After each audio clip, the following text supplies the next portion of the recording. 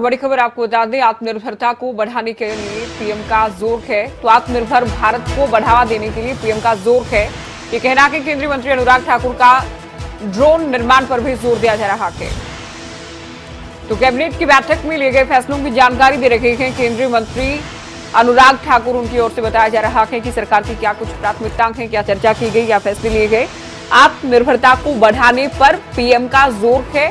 क्या कुछ वो कह रहे हैं, आप सीधा सुनिए।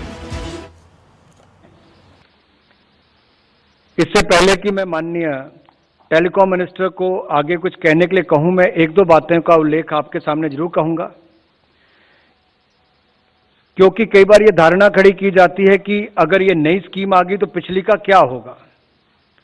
तो इसमें मैं आपको थोड़ा स्पष्ट कर दूं कि पहले से प्रभावी जो पीएलआई स्कीम्स हैं, जो एडवांस केमिस्ट्री सेल के लिए जो 18,000 करोड़ रुपए की 18,100 करोड़ रुपए की जो योजना भी चल रही है वो भी, और faster adoption of manufacturing of electrical vehicles, जिसको हम फेम स्कीम भी कहते हैं, जो लगभग 10,000 करोड़ रुपए की है।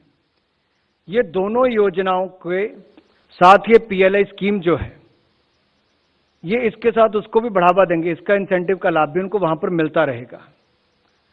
जहां से एक और पर्यावरण की दृष्टि से हमें इसका लाभ मिलने वाला है, इलेक्ट्रिकल व्हीकल्स की बात हो, हाइड्रोजन सेल्स की बात हो, ये तेजी से आगे बढ़ने के लिए हमें सक्षम भी बनाएगा भारत को, और साथ ही साथ हमें नई टेक्नोलॉजी, नए कंपोनेंट्स की मैन्युफैक्चरिंग और नए व्हीकल्स की मैन्युफैक्चरिंग में भी इसको लाभ देगा।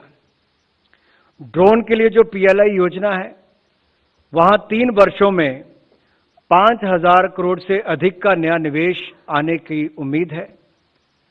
1,500 करोड़ से अधिक का इंक्रीमेंटल उत्पादन ये लाएगी, ऐसा लगता है। जहां पर ऑटोमोबाइल इंडस्ट्री और ऑटो कंपोनेंट इंडस्ट्री की मैं बात करूं, वो ऑटो के क्षेत्र में लगभग 5 वर्षों में 42,500 करोड़ से अधिक का नया निवेश लाएगी, और 2.3 लाख करोड़ से अधिक का इंक्रीमेंटल उत्पादन होगा इसके माध्यम से। और जैसा मैंने पहले कहा कि लगभग 7,60,000 लोगों को इसके माध्यम से रोजगार के अवसर भी मिलेंगे।